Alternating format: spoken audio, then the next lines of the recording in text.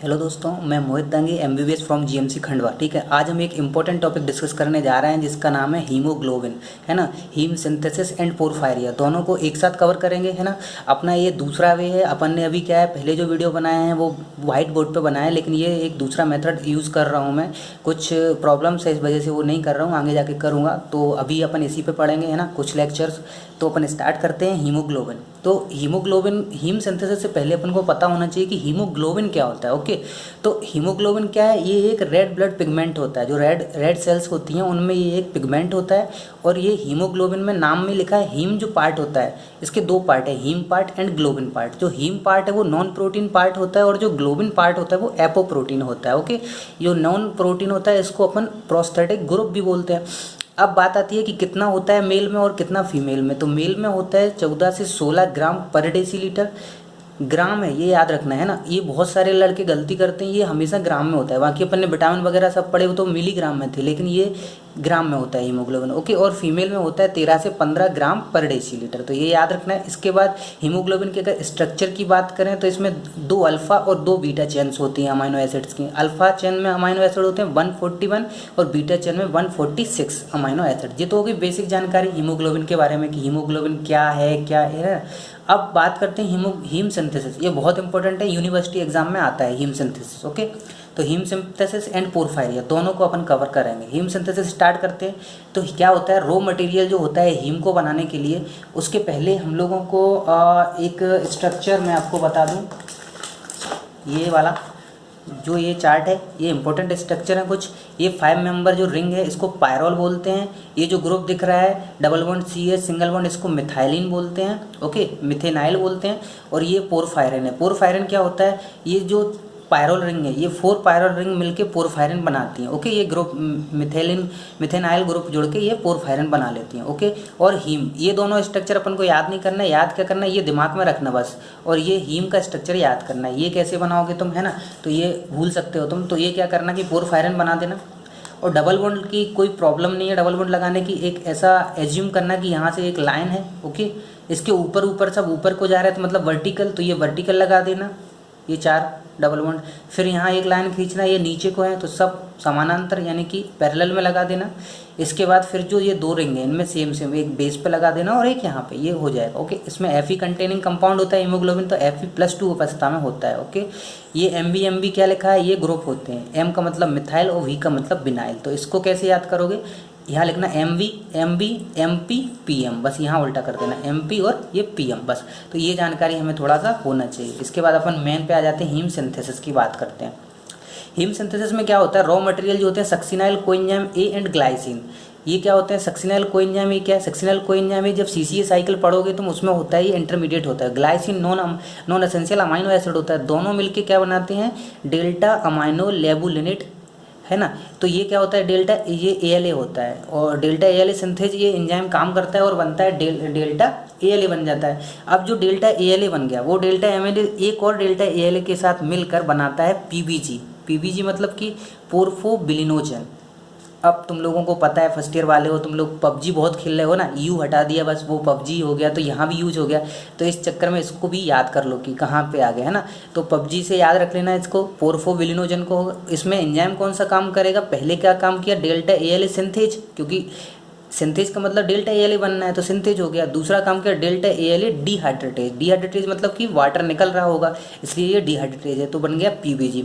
अब इसमें ध्यान रखने वाली क्या बात है, जो फर्स्ट रिएक्शन है ना वो रेट लिमिटिंग रिएक्शन है। क्योंकि देखो रेट लिमिटिंग रिएक्शन कौन होती है, जिनमें कोई मेजर पार्ट जुड़ के कुछ बन रहा हो, है ना। तो ये कंडेंसेशन रिएक्शन है, सक्सिनाइल कोएंजाइम A ग्लाइसिन, यही रेट लिमिटिंग स्टेप्स है, तो इसको याद करना है। तो रेट लिमिटिंग एंजाइम कौन सा हो गया, डेल्टा ALA सिंथेज। ओके, ये इतना हो गया।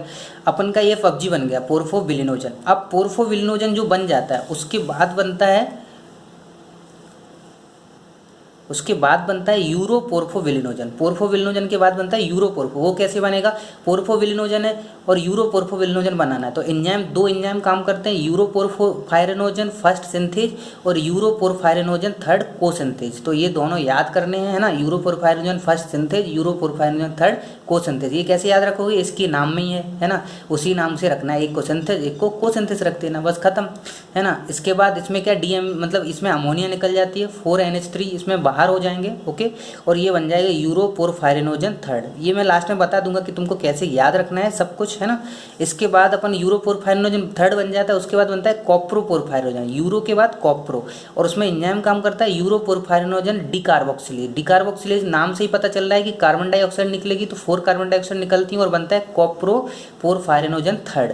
अब जो कॉप्रोपोरफायरिनोजन थर्ड है वो बना लेता है आगे जाके प्रोटोपोरफायरिनोजन 9। ओके, एंजाइम कौन सा लगता है यहाँ पे, कॉप्रोपोरफायरिनोजन ऑक्सीडेज लगेगा, यहाँ पे ऑक्सीडेज काम करेगा और बन जाएगा प्रोटोपोरफायरिनोजन 9। प्रोटोपोरफायरिनोजन 9 के बाद बनता है प्रोटोपोरफायरिन 9। ये पायरफायरिनोजन था, ये फायरिन है। ओके, तो ये प्रोटोपोरफायरिन 9 बन जाता है। इसके बाद प्रोटोपोरफायरिन 9 के बाद बनता है हीम। तो हीम बनाने के लिए कौन सा एंजाइम काम कर रहा था यहाँ पे, फिरोचेलेट। ओके, Fe का यूज हो जाता है यहाँ पे और हीम बन जाता है। हीम जो अपन ने अभी स्ट्रक्चर देखा था हीम का, वो हीम यहाँ पे बन गया। यहाँ पे एंजाइम, ये सारे एंजाइम नाम से ही क्लियर हैं तो इनको याद रखना बहुत ज़्यादा टफ है नहीं। अब अपन को क्या मेन बात क्या बात कि हम इसको याद कैसे रखें, हम वहाँ पे भूलें ना। तो अगर ट्रिक की बात आए तो वैसे तो इसकी ट्रिक की ज़रूरत है नहीं क्योंकि ये बहुत ही सिंपल है, तो ट्रिक की ज़्यादा ज़रूरत है नहीं। फिर भी अगर तुम ट्रिक की कहो तो ऐसे याद रख सकते हो कि जो सक्सेस आदमी होते हैं, जो गुड आदमी, सक्सेस गुड मैन होते हैं, वो क्या करते हैं, वो सुबह उठ के अमाइनो एसिड खाते हैं, यानी कि प्रोटीन खाते हैं। तो डेल्टा अमाइनो एसिड खाते हैं। उसके बाद क्या है, वो पबजी खेलते हैं जैसे कि तुम लोग हो, है ना। वैसे सक्सेसफुल आदमी पबजी नहीं खेलता पर ठीक है याद करने के लिए पबजी खेलते हैं। उसके बाद क्या होता है, वो फिर जाते हैं वॉशरूम जाएंगे तो क्या करेंगे, यूरो और कॉप्रो, है ना। ये चीज़ें समझ में आ गई, ये कर लेना। इसके बाद फिर से आएंगे तो फिर से प्रोटीन खाएंगे तो प्रोटोपोरफायरिनोजन, फिर से प्रोटोपोरफायरिन और हीम लास्ट में बन जाएगा। ओके, तो ये बात तो हो गई, ये अपने कैसे ट्रिक करना है, कैसे याद करना है। ओके, इतना टफ नहीं है, बहुत ही सिंपल है। मतलब एक उसमें पढ़ोगे ना तो याद हो जाएगा। सक्सिनाइल को ग्लाइसिन, डेल्टा ALA बन जाएगा, फिर पबजी बन जाएगा। ये 4 पबजी मिलके बना लेंगे, यूरोपोरफायरिनोजन, फिर कॉप्रो, फिर प्रोटोपोरफायरिन और हीम, ऐसे करके अपन पूरा सा बना लेंगे। ओके, अब बात आती है कि यार पोरफायरिया क्या है ना। पोरफायरिया एक साथ क्यों पढ़ना चाह रहे हैं, तो पोरफायरिया क्या है, ये metabolic disorder of heme synthesis. जो हीम सिंथेसिस अपन ने अभी चार्ट पढ़ा, इसमें अगर कोई दिक्कत आ गई तो उसको बोलते हैं अपन पोरफायरिया। ये क्या होता है, मेटाबॉलिक डिसऑर्डर है हीम सिंथेसिस का। ये 2 टाइप का होता है, कौन सा, एरिथ्रोपोएटिक पोरफायरिया एंड हेपेटिक पोरफायरिया। एरिथ्रोपोएटिक का मतलब क्या है, जो एरिथ्रोसाइट में अगर एंजाइम डिफेक्ट हो गया तो उसकी वजह से हो जाएगा एरिथ्रोपोएटिक पोरफायरिया, और हेपेटिक यानी कि लिवर में कोई एंजाइम डिफेक्ट हो गया तो उसकी वजह से हो जाएगा हेपेटिक पोरफायरिया। ओके, अब कैसे पोरफायरिया, मतलब कि पोरफायरिया नाम में ही पता चल रहा है कि इसमें पोरफायरिन रिंग में कोई दिक्कत हो रही है। ओके, नहीं बन पा रहा है या कुछ दिक्कत, तो कहाँ से अपन स्टार्ट करेंगे। पोरफायरिया ऊपर से तो कोई दिक्कत नहीं होगी, कहाँ से होगी, जहाँ से पोरफायरिया आ रहा होगा। तो ये है यूरोपोरफायरिनोजन। इसमें देखो पोरफायरिन रिंग आ रही है तो यहीं से स्टार्ट होगी। तो अपन को ऐसे कंफ्यूज नहीं होना है कि कहाँ से पोरफायरिया लिखें, तो इसके साथ ही याद करना है, इसलिए याद रहेगा। तो सबसे स्टार्टिंग है तो इसको बोल देना एक्यूट इंटरमिटेंट पोरफायरिया। और एच क्यों लिखा है, एच का मतलब है कि ये हेपेटिक है। ओके, फिर है यूरोपोरफायरिनोजन। हर एंजाइम जो 6 एंजाइम है, 1 2 3 4 5 6 जो एंजाइम है ना, 1 2 3 4 5 6 टाइप के ही अपने पोरफायरिया हो जाएंगे। ओके, सो पहला हो गया एक्यूट इंटरमिटेंट पोरफायरिया। दूसरा हो गया, ये लिखा है यूरोपोरफायरिनोजन थर्ड कोसिंथेज में देखो CO है तो इस CO से ये लिख लेना याद कि कॉन्जेनाइटल एरिथ्रोपोएटिक पोरफायरिया। को से C से CO से CO याद रख लेना, है ना, ये हो जाएगा। ये E लिखा है, E का मतलब एरिथ्रोसाइटिक है। इसके बाद आता है यूरोपोरफायरिनोजन डिकार्बोक्सिलेज। इससे क्या होता है, पोरफायरिया क्यूटेनिया टाडा। इससे पोरफायरिया क्यूटेनिया टाडा, ये भी हेपेटिक वाला है। इसके बाद और नीचे जाएं अपन तो कॉप्रोपोरफायरिनोजन ऑक्सीडेज से क्या होगा, अगर इसकी कमी हो गई एंजाइम की, इसका डिफेक्ट हो गया तो क्या होगा, हेरिडिटरी कॉप्रोपोरफायरिया, ये भी हेपेटिक वाला होता है। फिर और नीचे जाए प्रोटोपोरफायरिनोजन ऑक्सीडेज की कमी हो गई अगर, तो क्या होगा, वेरीगेट पोरफायरिया हो जाएगा इससे, ये भी हेपेटिक वाला है। लास्ट बात करें फिरोचेलेट जो एंजाइम है वो अगर कम हो गया तो प्रोटोपोरफायरिया। अब अपन को बात आती है कि यार एरिथ्रोपोएटिक और हेपेटिक में कैसे याद रखेंगे, भूल जाएंगे ये 6 टाइप के जो पोरफायरिया हैं, तो नहीं भूलोगे, मैं बताऊँ।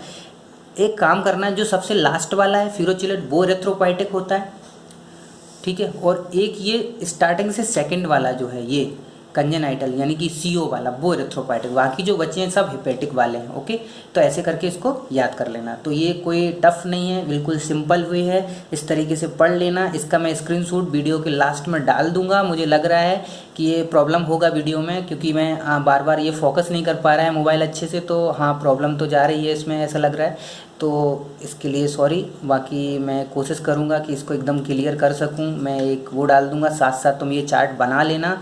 बाकी यही तुम्हें लिखना है। अगर एग्ज़ाम की बात है तो क्या करना है, ये चार्ट बना देना ये वाला, और पोरफायरिया के बारे में भी अगर लिखोगे तो चार्ट बना के ही ये वाला लिखना, तो अच्छे नंबर देगा, है ना। ये चार्ट बना के उसको थ्योरी में लिख देना। सब बातें ऐसे ही करेंगे। Okay, thank you. इसके बाद और वीडियो बनाएंगे। आप लाइक करिए वीडियो को, कमेंट करिए, शेयर करिए ज़्यादा से ज़्यादा, ताकि फर्स्ट ईयर वाले जो एग्ज़ाम आने वाले हैं बच्चों को, उनको हेल्प हो सके। ओके, धन्यवाद, बाय बाय।